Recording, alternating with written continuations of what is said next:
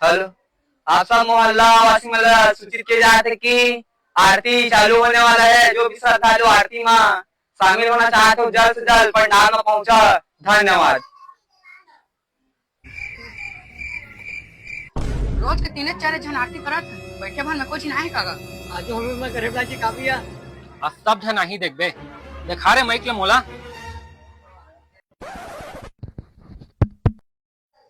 ता सबो मोहल्ला वासीला सूचित करे जावत है कि आरती तुरंत तत्पश्चात भंडारा रखे गए है।